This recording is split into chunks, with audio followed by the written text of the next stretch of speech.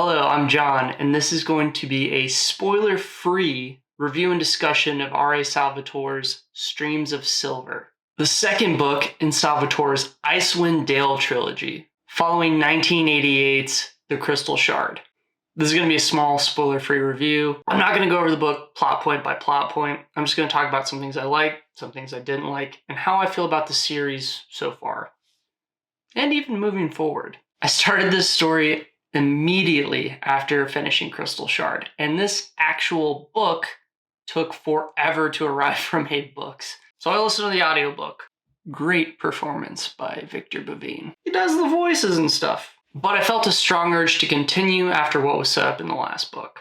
At the end of the Crystal Shard, Bruenor tricks Drizzt into going on a quest to find his homeland, Mithril Hall. And this book picks up almost immediately where that book left off. Drizzt is somewhat more tolerated in 10 towns. Wulfgar has returned to his people as a king. And Regis has accepted a bunch of accolades and extravagant gifts, as he has been credited with taking down the Crystal Shard, which of course was Drizzt's doing. But yeah, Regis has a nice mansion, a thriving business, and he's kind of an important man about town. And we get the return of Dindybar. What a name. Dindybar, the wizard. This was a small part at the beginning of the last book. The wizards trick Eckhart Kessel into killing his mentor, and then they leave him out in the snow. I like those characters, and I was hoping that we would get more of them, and we didn't in the first book. I'm very glad they're back and got weaved back into the narrative. But Dindybar was the mastermind behind that plan. And we find out that he's been watching events unfold in the north, and he's enslaved the spirit of Mordecai the Red, the guy they killed in the first book, because he thinks Drizzt has the Crystal Shard, which we know he doesn't. So Drizzt and Bruenor are preparing for their giant quest when Wulfgar comes back. He's not king of his people anymore. He just wants to be an adventurer. So the three of them say bye to Catti-brie and Regis, and they're on their way. As they're leaving, Regis spots someone from his past. Artemis Entreri.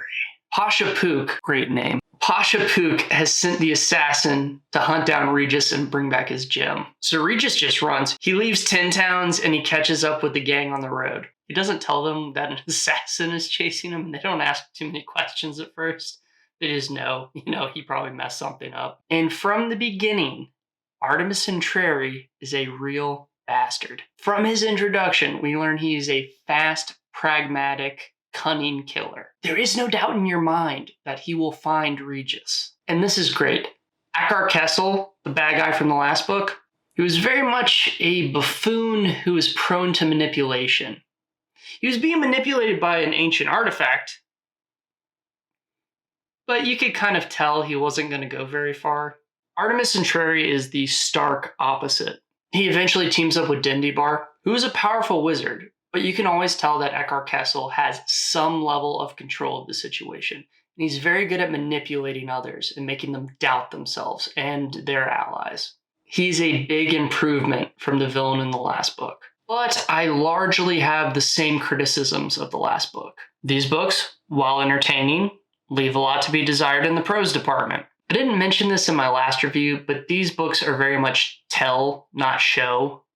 Generally in good writing, the author should give the reader an interesting scene and allow the reader to draw their own conclusions or deeper meaning from those actions. Show, not tell. But some writers will give you an event and immediately tell you what the character is thinking about that event and how others around him are interpreting that event. I find Salvatore tells me exactly how characters are thinking and how they perceived an event. Is this irritating? Yes. Did this ruin the book for me? No. In the last review, I also mentioned the action was a little overwritten. Still the case. There was a scene kind of a little past the middle of the book I was hoping would just kind of, wrap it up. The only thing I really didn't like were Drizzt's monologues, which actually confused me. In my edition of the first book, there are no monologues. Turns out, when they re-released these books, they added some monologues to the beginning of each section. Drizzt gives a little speech that offers the reader a bit of his philosophy towards a certain subject. These actually start off really cool. They just keep going. Should have kept it short and sweet. So I got a lot of issues with the writing. But the story's fun. It's fun. And I put a lot of stock in that. Obviously, the story was published in the late 80s, and timeline-wise, we're about to get a great boom of well-written fantasy in the 90s. Better prose, more complex plots, and just generally larger, more epic stories. That's when the books start getting really massive. But there's something to be said about a short, entertaining, accessible fantasy story.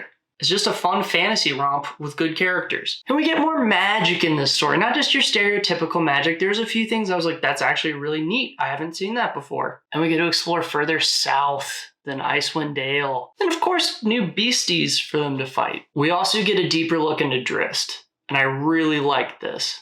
He wasn't well received in Icewind Dale, but people out in the world are straight up racist and hostile towards him because he's a drow elf. At the beginning of the story, you find out he's garnered some reputation in the north, not the case when he moves further south. But at the beginning, you get a sense he's doing a lot better, he's becoming more accepted, but as he leaves Icewind Dale, not the case, he's treated far worse. I was going to go deeper into spoiler stuff. I didn't really think that was necessary. Look, the writing leaves a lot to be desired, but it's a solid story. A far superior villain. And these books are both accessible and satisfying. I will definitely read the last book, especially because it showed up on time. See, they put little stickers on it. I hate when they do that. I don't know if I'm going to review the last book in the series. I'm thinking about making a larger video on either Icewind Dale or the Drizzt series. Either way, I'd like to read the prequel trilogy first, just to let you know, like, is Icewind Dale a good place to start?